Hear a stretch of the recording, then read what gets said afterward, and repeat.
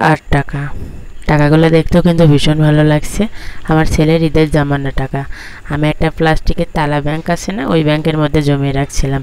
প্রত্যেকবার ঈদ আসে আব্বু যেই হচ্ছে 100 টাকা, 50 টাকা, 10 টাকা, 20 টাকা করে পাই, আমি ওই টাকাগুলো নিয়ে নোট টাকা করে ব্যাংকের মধ্যে রেখে দেই, যেন মানে বের করার সময় সুবিধা হয়।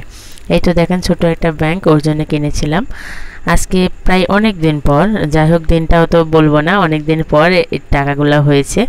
একবারের ঈদের নয় কিন্তু, বেশ কয়েকটা ঈদের টাকা এইগুলো ওর। আলহামদুলিল্লাহ, এই টাকা দিয়ে অনেক দিন ধরেই প্ল্যান আছে আমাদের যে করব, সাইকেল কিনবো বাবুর। যেমন ভাবনা তেমন কাজ। বার্থডে 22 তারিখে, এপ্রিলের 22 তারিখে আমার বাবুর বার্থডে। এই জন্যে এখনই ভেঙে ফেললাম। ঈদের মধ্যেই ভাঙতে চেয়েছিলাম, আপনাদের ভাইয়া এসেছিল, কিন্তু তখন দোকানপাট সব বন্ধ ছিল, এই জন্য সাইকেলটা কিনতে পারিনি।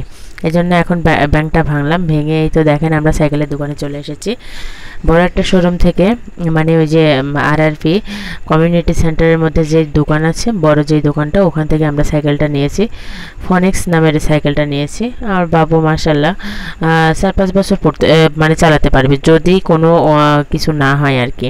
এই তো দেখেন কি দারুণ করে চালাচ্ছে, সাপোর্ট চাকা লাগিয়ে দেওয়া হয়েছে, অনেক সুন্দর করে চালাতে পারছে। কয়েকদিন পর শিখে গেলে সাপোর্ট চাকাটা খুলে দেব। 3-4 পর্যন্ত তো মিনিমাম ও চালাবে, তারপরে বাকি চিন্তা। এদিকে ওর সাইকেল চালানোর ভিডিওটা করে এসে আমি রান্নার ভিডিওটা করতে লাগলাম। মানে লাউ আলু আর সজনে ডাঁটা দিয়ে আমি সরিষা বেটে আজকে রান্না করব। এই রান্নাটাও কিন্তু অনেক ভালো লাগে। সজনে একটু কয়েকটা ছিল তো, মানে কম ছিল, এই জন্য আমি একটু লাউ দিয়ে রান্না করে নিলাম। এতে সবজিও খাওয়া হবে, আবার সজনে দিয়ে মানে সরিষা বাটা দিয়ে সজনেটাও খাওয়া হবে। এই জন্য রান্নার ভিডিওটাও আপনাদের সাথে আমি শেয়ার করে নিলাম। এইভাবে আমি লাউ দিয়ে মানে সজনে ডাঁটাটা রান্না করি। আর এই রান্নাটা কিন্তু আপনি রুটি দিয়ে বলেন, ভাত দিয়ে বলেন, সবটা দিয়েই খাওয়া যায়, কারণ লাউ অনেক নরম একটা সবজি, যা ঝোলটাও গাঢ় গাঢ় হয়, ভালো লাগে, আমার খুবই ভালো লাগে। আমি এর আগেও অনেক খেয়েছি, কারণ লাউটা আমার পছন্দের সবজি, আপনারা সবাই জানেন।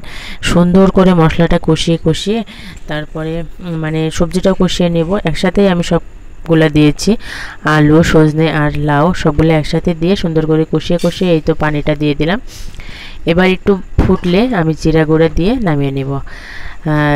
টেস্টি হয়, কিন্তু যে কোনো ডাঁটা রান্নাতে একটু ঝাল কম দিলেই ভালো হয়, না হলে ডাঁটা চুষতে গেলে না ঝালে ঠোঁট চলে যায়। যাক মাশাআল্লাহ, ফাইনাল লুকিং আমার তরকারির। লাস্টে কি হয়েছে, আজকে সন্ধ্যায় আমি বসে আছি, মাথাটা ভীষণ ব্যথা করছে, এখন আইসক্রিম খাইতে ইচ্ছা করছে। এই আইসক্রিমগুলো খেয়ে আমি যতটা মজা পাই জানেন, কোন আইসক্রিমগুলোতে পাই না। দেখেন অল্প টাকাতে কি সুন্দর সবাই মিলে খাওয়া যায়, এই জন্যই আমার ভালো লাগে। ধন্যবাদ সবাইকে।